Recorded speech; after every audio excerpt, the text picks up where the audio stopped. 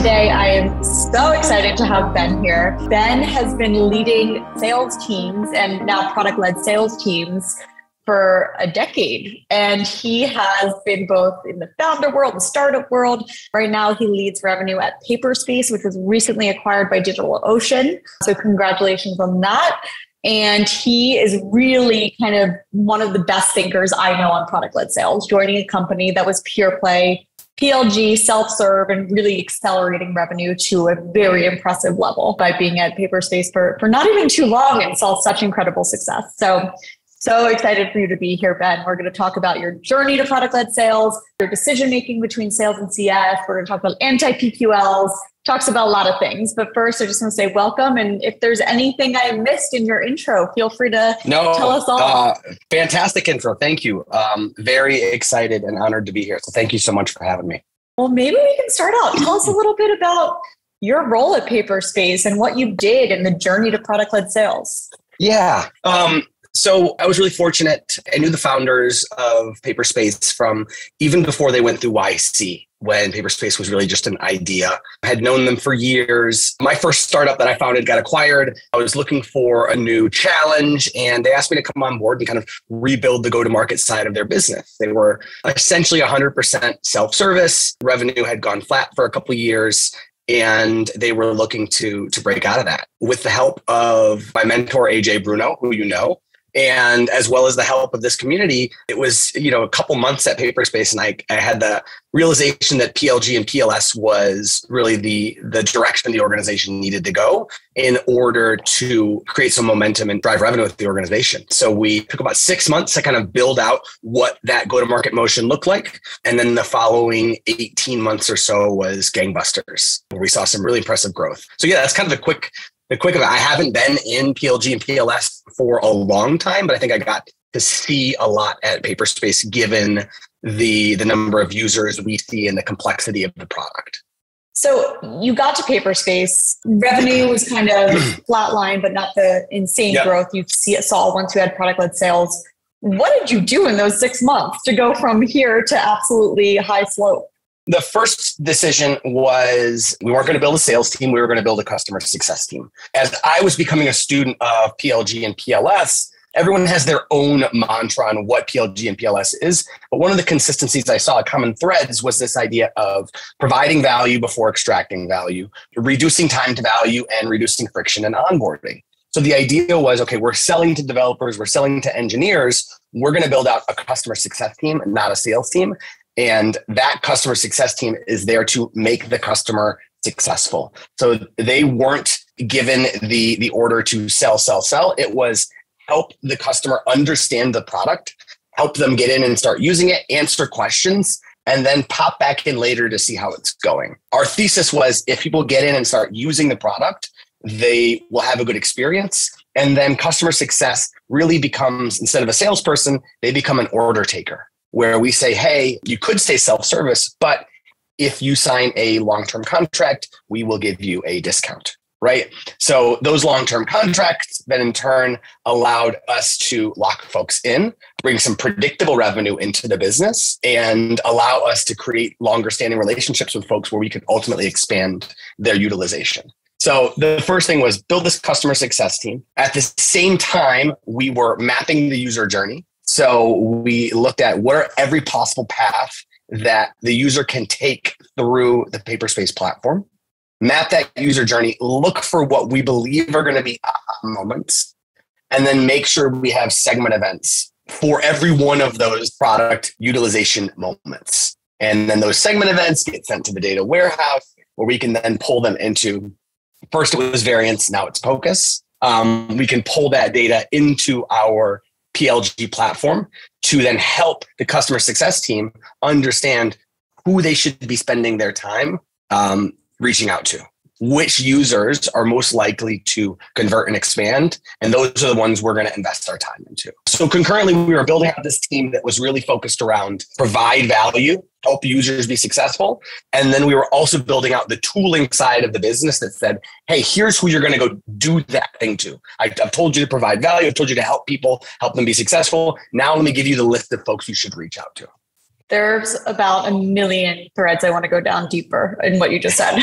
So let's get really tactical. So you start out at Paperspace, you hire CSMs or CS folks, and their goal is to actually figure out how can we drive value and how can I help users get value out of the product so that they can be, you said, order takers. What does that mean? Like, who did you bring on for CS and like, what did their day-to-day look like?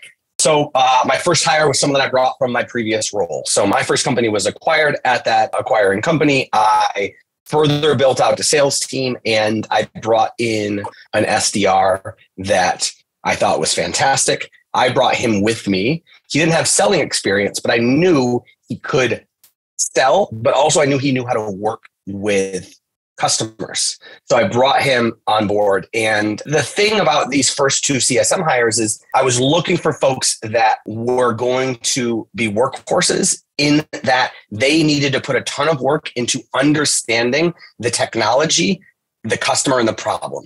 And when dealing with machine learning engineers, ML ops, accessing infrastructure, GPU infrastructure, it gets really low level really fast. So we're asking non-engineers to at least become conversational in these areas, right? So in order to do that, you need people who are going to work really hard outside of that 9 to 5. So that was the profile we looked for. And then from there, it was just get out there, talk to customers, answer questions about the platform, and then provide them with free credits to test it out. If we do those things and they end up using those free credits, they'll have that aha moment. That was the thesis, right? Just get out there, make sure they understand how to use the product, and then give them free credits to test it, and then follow back up with them later with an offer to give them discounted pricing in exchange for a contract. So you brought on an SDR and then trained them to do, it sounds like it was almost like a sales assisted product specialist motion for the customer success role. Exactly. The way I look at product-led sales is in pure PLG, self-service, the product itself, as we all know, like does the selling, right? The product is self-explanatory. You understand either through really good docs or through an intuitive user interface, you can go in there and understand how to use it, get some value initially through a freemium or a free trial, reverse trial, and then pay to continue to use it. Product-led sales, the human acts like a backstop for any holes or flaws in the product where it's not completely self-explanatory. So I still don't like this idea. Product-led sales, yes, that's what we need to call it, but we didn't create salespeople. The goal was to create order takers. The product would still do the selling. The human, the CSM, was just a backstop for when the product wasn't completely self-explanatory, because we are dealing with a low-level product, right? It is a developer tool that gets really low level really fast. And unless someone wanted to spend a lot of time going through all of our docs, they were going to have some questions about how to do certain things. And that's what the CSM was there to do. / triage with engineering, triage with support to get even lower level answers that they weren't aware of because they weren't an engineer, or to get things solved quickly. So how did you ever hire a traditional seller versus the kind of like, you have? So tell me a little bit about like. Yeah, so we tried that at Paperspace. I consulted for Paperspace 6 years ago. Didn't work then. And then we actually tried that while we were building out the tooling, while we were building out the PLG motion. We did actually try some traditional direct sales. And it failed miserably. And it had failed miserably with my predecessors who had come from a background of sales-led, top-down enterprise. It's not how developers, especially engineers and developers at early stage series seed A, B, and C startups, how they tend to buy. What do you think changed from when you first tried to do this 6 months before joining towards that to after, when you got it right? So the question is, what changed when I consulted with them or when we first started? Yeah, when you consulted. What were the differences? That's all I knew. This was 7 years ago. My whole life at that time was like, all I knew was direct sales. I'd come from like my first ever job was a behemoth, software company that all they did was like hardcore traditional direct sales.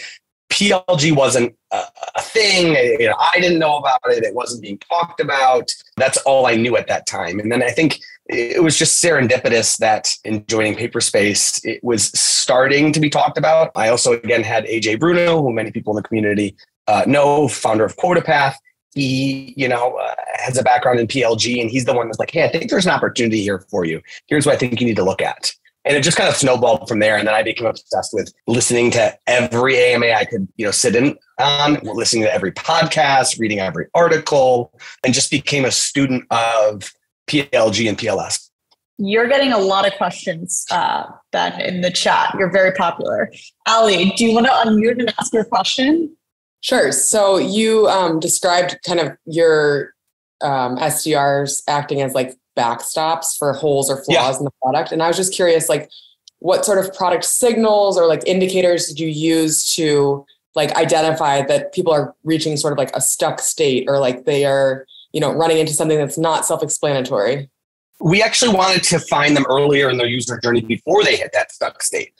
So one of the things that I instituted was something at Paperspace that we call the new user survey. It's what we call it internally. The best way to describe it is it's part of our sign-up flow. It's a required part where I call it a Mad Lib. I am a student, engineer, executive, founder. I'm interested in gaming, GPU hosting, deploying models to production, virtual desktops. My team size is just me, 2 to 5, so on and so forth, right?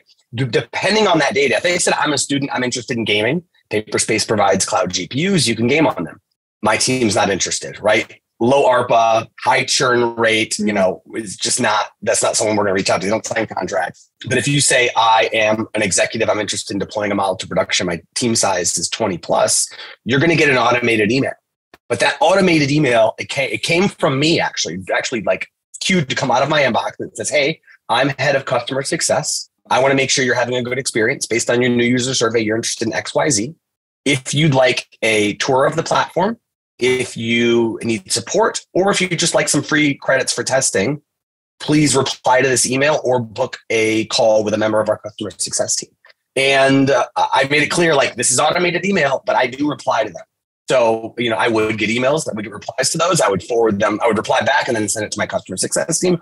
Or each CS team member was fielding on average 2 meetings a day from those automated emails. So it wasn't that we were looking for people getting stuck, at least not yet. We can talk about that. We did get to that later on in our maturity. It was more that we were reaching out to our ICP early in their user journey and just saying, hey, how can we help? It wasn't a sales email. It was a, let me help you be successful email. The sales assist method of reaching out and being proactive and leading with value is very powerful.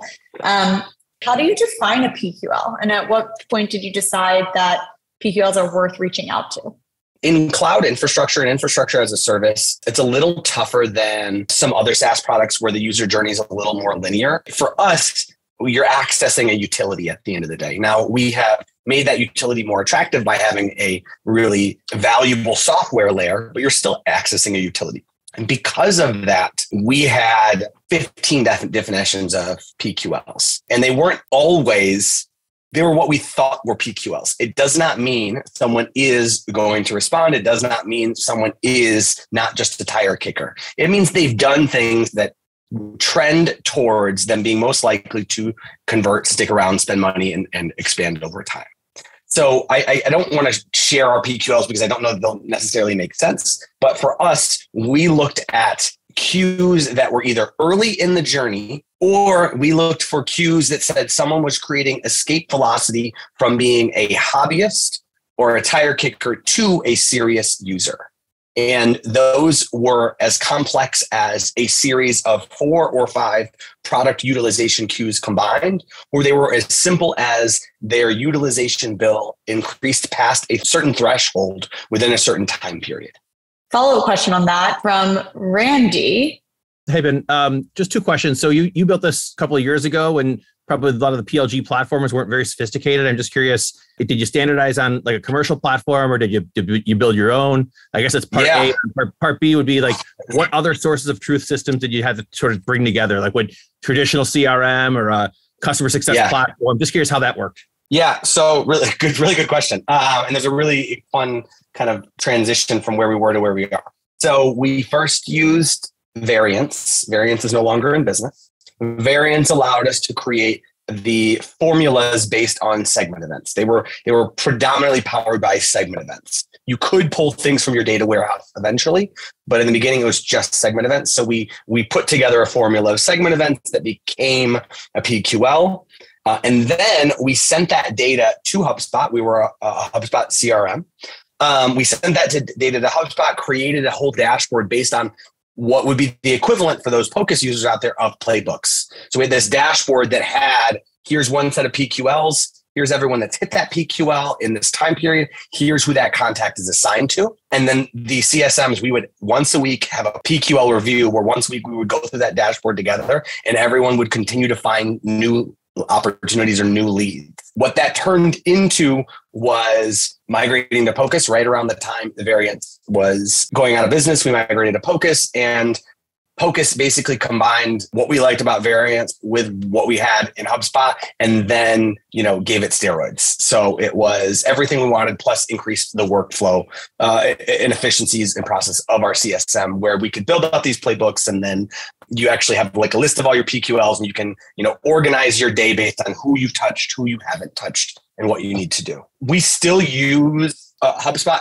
All of these PQL data from Pocus still get sent back to HubSpot, so we can run additional reports in HubSpot, but the PQL identification and workflow is managed in Pocus today. Were there any other systems of, I'll call them siloed apps where they're collecting data that you had to integrate with or standardize on? Yes, everything. So Pocus, the way it works is it goes to the data warehouse. So we had to start sending all of this stuff to the data warehouse. So we had stuff from Stripe, data from HubSpot gets sent to the warehouse and then pulled back into Pocus and then sent back into HubSpot. Segment, there's just our application. Obviously, there is a handful of data sources. We started doing some really interesting stuff with Zero Bounce and Clearbit as well. And from what we see, Randy, is oftentimes there's various systems of record. There's the data warehouse and there's a CRM. And typically what we see our customers merge the two data sets into Pocus, like Ben said. Sanjana, am I pronouncing that right? Hi, Alexa, that's Sanjana. Nice to meet you. Want to ask your question? Thank you. Hi, Ben. Hi. My question is, with the massive information that's now available to buyers literally on their fingertips, even before they get into any sales cycle or a sales process, it gets a little complex because they understand all of the different products, all of the different vendors way before they come and speak to us. So how do you tackle that complexity of buyer enablement during the sales or let's say pre-sales process? So I think that's the beauty of product-led growth. If your product is designed in a way that users can get in and get value before they're charged something, whether that be through a free trial, a freemium version, or a reverse free trial, whatever that is, then you don't actually have to combat all of their supposed knowledge on how you're different than someone else. You can just direct them into, usher them into the product, give them what they need to start using it, and then answer any questions from there. What I hear you describing to me is what I would battle in a traditional sales-led motion where two vendors, two SaaS platforms that don't necessarily have transparent pricing, don't have any freemium or free trial, what they're battling. And now that's when you're getting into two account executives saying, well, here's what our product's going to do. And I know about their product and it does X, Y, Z. But at the end of the day, your account executive is now tasked with saying, hey, you're going to get all of this value. We're going to solve all your problems as soon as you sign this contract and get to the other side. And that's just a really dangerous place to be in. That's where companies get into, higher churn because account executive promise things that the platform doesn't really do and so on and so forth. But in a self-service freemium environment, product speaks for itself and you don't need to worry about the buyer coming with preconceived notions of what they think your product does. Question from Robin. We get many demo requests from small leads. We wish they'd just sign up and try the product on their own. I do think it's a lot. I did 30 demo calls with a small customer. Oh, wow. And found out that they have tons of questions and didn't read the website. Any thoughts on reducing these SMB demo requests? Man, this was an absolute huge problem at Paperspace, right? Paperspace, utilization-based billing. You can come in and spend $12 a month. We have self-service users that never talk to anybody that spend $12 in their first month or $12,000 in their first month. And as I mentioned before, we get a lot of gamers. We get a lot of students and hobbyists. Okay. Those folks have questions. We have people that will reach out through our contact sales form asking about which GPU type is best for them. They want to play League of Legends, right? We're not going to get on a call with that person. We get people who reach out and say, hey, I need 3 virtual desktops for virtual desktop streaming. The ARPA for that user is like $35 a month. I can't invest customer success resources into that user. I can't. So the way you solve for it is you have really robust documentation. You, in your sales tool like SalesLoft or Outreach.io or HubSpot templates, you create a really friendly template that says, hey, you've come to the right place. We do whatever they're looking for, right? Insert variable here. We do desktop streaming. You can find out more about it in our docs here, and then a link to the docs. Boom. So it's just auto reply. It's just a nice way of being like, yep, go read for yourself how to do it. But like we can't invest sales time in that. And you need to use a tool like an Outreach or a SalesLoft or a HubSpot templates. Otherwise, you're only partially solving the problem because you can't be spending all day writing custom replies to each one of these demo requests. It's just still going to suck up too much time. So we had that same problem. We have a template called Too Small for Sales, and it addresses whatever they've reached out about and then points them in the direction of our docs. How do you this is very tactical, but keeping docs up to date and relevant is not like a do it once and figure it out. I have some folks on the team here from Pocus who are in charge of docs that I see smiling. But how do you make sure you're capturing the feedback loop from the questions you're hearing from customers into the docs? Just scream at the product team and scream at whatever team is responsible for docs. Make sure that they've written up-to-date docs before pushing out new features. Again, as a developer-focused organization, we're pretty good about it. We just have to be. I know one of the things you want to talk about is sales versus customer success. Our users don't like talking to people, so they would rather read docs, on a whole. So you have to have good docs in the developer toolkit ecosystem. It's such a good point. It's depending on who you're selling to and your buyer. There's going to be different ways that they want to interact with you in the product. So developers are going to want to go straight to the docs, and it's probably not offensive to be like, hey, here's the information. I don't really want to take time to talk to you. You're too small of a deal, which makes sense. And I appreciate how tactical you're getting, Ben, of like, no, we literally made an outreach cadence with this information. We're going to lead with value. But if you're not going to be a big monetary deal for us, then it's not profitable for us to then spend the time with you. Here are the docs. Go figure it out yourself. Ayush, I think you had 2 questions if you want to ask them both. Just on the last point, Ben, like the minimum ARPA, like what is that to justify a sales assist in like ARR? It depends on every org. For us, I basically set it started at $300 a month and then moved up to $500 a month. As we further honed our motion and coordinated with the product and marketing sides of the business to make sure we were targeting the right user, the ACV of the CS-led opportunities quickly got pretty large. It jumped up to $96,000 a year. We really had to be cautious about who we invested our time in, right? And Alexa heard this from me. My vision. We had a very successful exit, great outcome for everybody. Before that exit, my goal was how do we IPO this? How do we do it like Atlassian with 9 salespeople, right? So the whole thing was how do we keep this thing super small and keep that team super focused, right? And as that ACV and ARPA got larger, we had to tune what the bottom end of that looked like. In order to make sure we were optimizing. We had 2 CS team members and 2 sellers. Make sure that we were optimizing their time for working on the highest value users while not ignoring the rest of the base. Amazing. I'm being greedy. What go-to-market channels then did these CS people work? Was it pure inbound or did they have to go outbound as well? No outbound. Yeah. 0 outbound. So it was all sales contact form, inbound user signups. And of that, I just looked at this data during DD and I don't remember, 82% was of the CS-led revenue, which made up over 64% of total revenue, was mining inbound users. I think we're one of the most efficient businesses I have seen in a while since the Atlassian days from this product-led sales motion. It's really, really impressive. Thank you. Going back to the previous question, in a product-led sales journey, did sales assist only reach out to the ones who are ahead in the journey? Or what about people stuck in the funnel? And are there different alerts based on different activation points? Yeah, cool question. So this is something we started doing recently in the promotion for this AMA.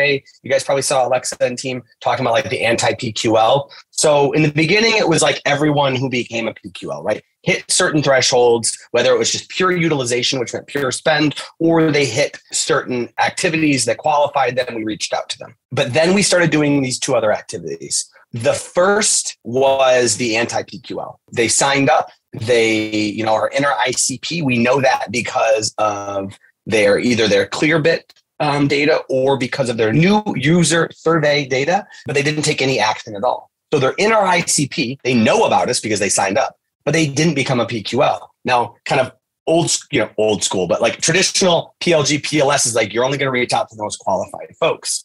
But my thesis was like, all right, we have these folks who they're in our ICP and they know about us. So it's not cold, but they didn't take an action. Let's reach out to them and say, hey, saw you signed up. You haven't done anything yet. What's going on? What can we help with? Can I give you, a larger amount of free credits? We offer them a big chunk to come back out and test.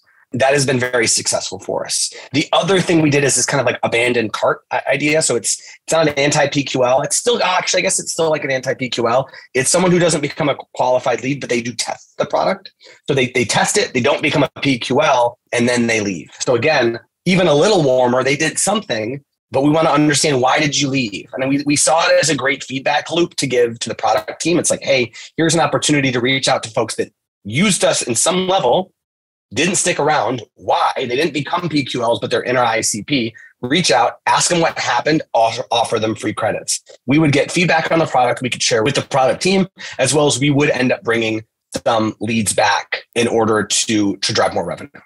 I am stealing this concept of anti-PQL. I think it is awesome. When you have when an account fits into your ICP, and they should in theory be a great fit, but adoption is lower, it's why. Either there's product feedback that needs to happen to be informed, or they just didn't read the docs like you told them to do.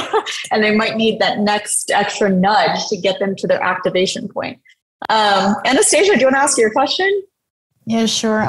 So we are building the sales department just to assist those sales assisted leads that are being in a free trial. And we're trying to separate it from the customer success department. What's your standpoint on those sales assisted leads versus product assisted leads?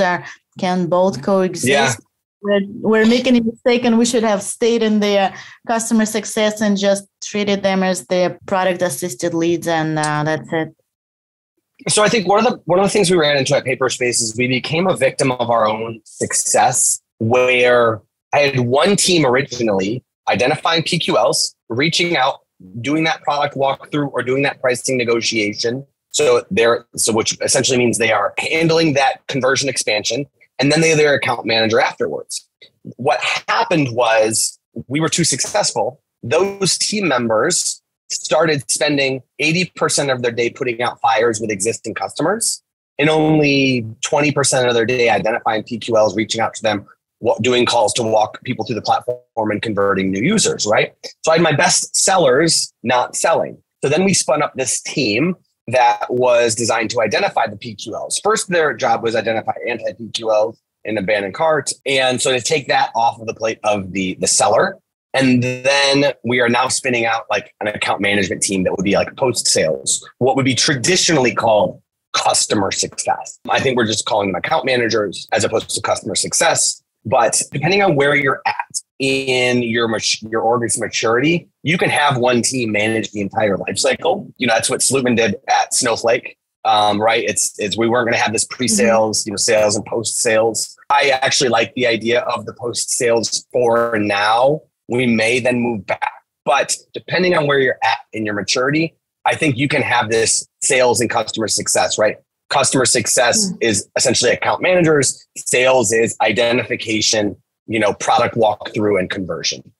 The Snowflake example is so good of people just think, we could be like Snowflake and never have customer success. I think the point is every business is a little different. And you need to figure out like sales assist, customer success, scaled CS, what makes sense for your product and your end user.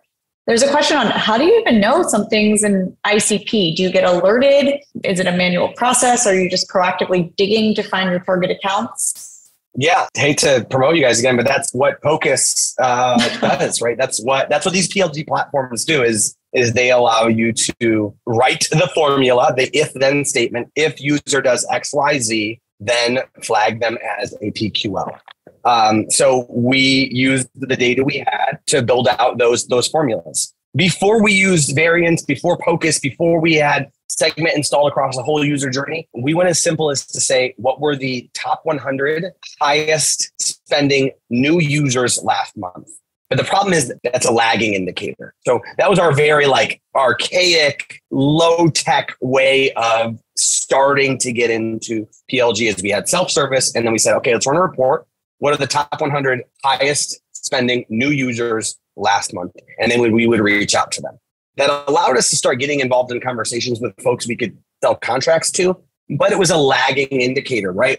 A billing cycle means they have converted, they have activated. We needed to catch people earlier in the user journey, which is where the work of drawing the user journey, inserting the segment events, and then using a PLG platform came in. Was, from sign up to first bill was a black box for 4 months until we got all of our tooling in place. During those 4 months, we said, give me the report of the top new spenders. We're going to reach out to them and say, hey, we're with the customer success team. Do you have questions? Can we help with anything? So that was kind of our journey into PLG, was this idea of just really archaic lagging indicators of product qualified leads. We have 5 minutes left. Maybe we can rapid fire the 2 questions in the chat. So at what point do you decide? Oh, go ahead. Yeah. So at what point do you decide to push the contact person to your sales CRM so you don't end up with thousands of unqualified leads? We actually push every single user into the CRM. And that's because we are a self-service product where users would come in, use us for a small project, not use us for 6 months, and then come back again and use us again. We would have the number of times my CS team converted someone who's like, yeah, I used you for a project 2 years ago and I haven't touched my account for 2 years. The number of times that happened was, more than I can count, right? So we push every user to the CRM because of that. So we weren't afraid. Again, we used, HubSpot, we used some great user tagging and qualification to better sort through all of these users. But every single user that signs up gets pushed to the CRM. And then once an account converts, how much automated communication is in place to push a user towards expansion versus having it, I guess, be more of an account manager proactively reaching out? At Paperspace, not enough. We were an extremely lean team without a marketing leader. We did newsletter updates, but not on a regular cadence. We did change logs when there were, product releases, but we were not doing enough with, we use customer.io. We weren't doing enough there. And that was one of the things. Had we raised as opposed to getting acquired, we were going to bring on a marketing leader to handle, a lot more of the hyper personalized, hyper segmented, automated communication via the marketing funnel. But it seems like your reps didn't need any more leads. You were swimming in leads already. So we were very fortunate. Yes. I have one more very technical question to round us out. Yeah. You talked about in the very beginning, building out a customer journey and that being kind of step one to figuring out how are users experiencing the product, where are the different avenues they could take, where do we need to insert humans? For someone who's at the very early stages of, I need to build my customer journey, maybe it's they're at a startup or later on and they're like, wow, I need to rethink this. How do you start to build a customer journey? What's step 1, 2, 3?